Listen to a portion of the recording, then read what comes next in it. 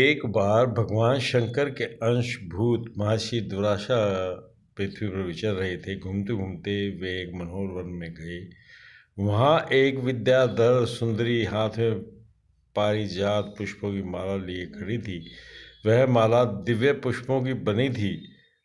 उसकी दिव्य गंध से समस्त वन प्रांत सुवासित हो रहा था।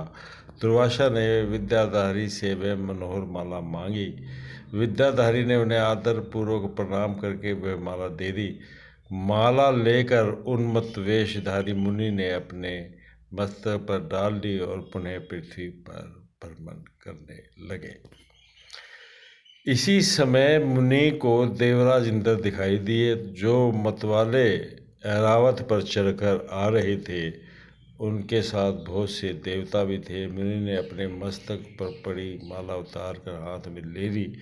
उसके ऊपर भौरे गुजर रहे थे। तब वे देवराज समीप आए तो दुर्वासा ने पागलों की तरह वह माला उनके ऊपर फेंक दी। देवराज ने उसे ऐरावत के मस्तक पर डाल दिया। ऐरावत ने उसकी तीव्र गंध से आकर्षित हो सूंड से माला उतार ली और सूंघकर पृथ्वी पर फेंक दी। यह देख दुर्वासा क्रोध से जल उठे और देवराज इंद्र से इस प्रकार बोले, अरे ओ इंद्र, ऐश्वर्य के घमंड से तेरा हृदय दूषित हो गया है। तुझ पर जड़ता छा रही है, तभी तो मेरी दी हुई माला का तूने आदर नहीं किया। वह माला नहीं थी, श्री लक्ष्मी जी का धाम थी। माला लेकर तूने प्रणाम तक नहीं किया, इसलिए तेरे अधिकार से स्थित तीनों लोकों की लक्ष्मी शीघ्र ही अदृश्य हो जाएगी। यह शाप सुनकर देवराज इंद्र घबरा गए और तुरंत ही ऐरावत से उतरकर मुनि के चरणों पर पड़ गए।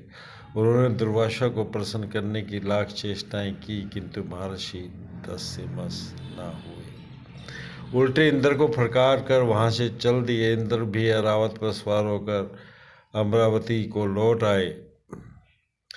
तब से तीनों लोकों की लक्ष्मी नष्ट हो गई। इस प्रकार त्रिलोक के त्रिहीन एवं सत रहित हो जाने पर दानवों ने देवताओं पर चढ़ाई कर दी। देवताओं में अब उत्साह कहाँ रह गया था, सबने हार मान ली। फिर सभी देवता ब्रह्मन जी की शरण में गए। ब्रह्मा जी ने उन्हें भगवान विष्णु की शरण में जाने की सलाह दी तथा सब के साथ वे स्वयं भी क्षीर सागर के उत्तर तट पर गए। वहां पहुंचकर ब्रह्मा आदि देवताओं ने बड़ी भक्ति से भगवान विष्णु का स्तवन किया। भगवान प्रसन्न होकर देवताओं के सम्मुख प्रकट हुए। उनका अनुपम तेजस्वी मंगलमय विग्रह देखकर देवता ने पुनः स्तवन किया। तत्पश्चात भगवान ने उन्हें क्षीर सागर को मथने की सलाह दी और कहा, इससे अमृत प्रकट होगा। उसके पान करने से तुम लोगों अजर अमर हो जाओगे, किंतु ये कार्य बहुत दुष्कर अतः तुम्हें देवताओं को भी अपना साथी बना लेना चाहिए। मैं तुम्हारी सहायता करूंगा ही। भगवान की आज्ञा पाकर देवगण देवताओं से संधि करके अमृत प्राप्ति के लिए प्रयास करने लगे। वे भांति भांति की औषधियाँ लाए, उन्हें क्षीर सागर में छोड़ दिया। फिर मंदराचल पर्वत को मथाने वासुकी नागराज को नेति यानी रस्सी बनाकर बड़े वेग से समुद्र मंथन का कार्य आरंभ किया। भगवान ने वासुकी की पूंछ की और देवता को और मुख की और देवता को लगाया। मंथन करते समय वासुकी की निश्वास अग्नि से झुलसकर सभी देवते निस्तेज हो गए और उसी निश्वास वायु से विषिक्त होकर बादल वासुकी की पूंछ की ओर प्रस्थित थे, जिससे देवताओं की शक्ति बढ़ती गई। भगत वत्सल भगवान विष्णु स्वयं कच्छप रूप धारण कर क्षीर सागर में घूमते हुए मंदराचल के आधार बने हुए थे वे ही एक रूप से देवताओं में और एक रूप से देवताओं में मिलकर नागराज को खींचने में भी सहायता देते थे, तथा एक अन्य विशाल रूप से जो देवताओं और दैत्यों को दिखाई नहीं देता था, उन्होंने मंदराचल को ऊपर से दबा रखा था। इसके साथ ही नागराज वासुकी में भी बल संचार करते थे और देवताओं को भी शक्ति बढ़ा रहे थे। इस प्रकार मंथन करके क्षीर सागर से क्रम से कामधेनु, वारुणी देवी, कल्प वृक्ष और अप्सराएं प्रकट हुई। इसके बाद चंद्रमा निकले जिन्हें महादेव जी ने मस्तक पर धारण किया।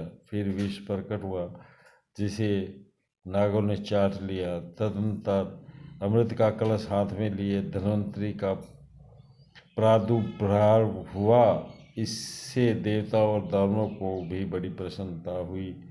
सबके अंत में क्षीर सागर से भगवती लक्ष्मी देवी प्रकट हुई। वे खिंचे हुए कमल के आसन पर विराजमान थी।